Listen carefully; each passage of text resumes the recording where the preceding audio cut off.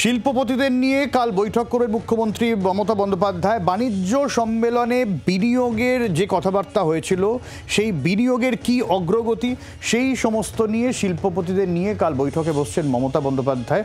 সুতপা রয়েছেন আমাদের প্রতিনিধি আমাদের সঙ্গে। সুতপা, দেখো, তুমি জানো যে লোকসভা নির্বাচন মিটতে না মিটতেই মুখ্যমন্ত্রী তিনি বৈঠক শুরু করেছেন।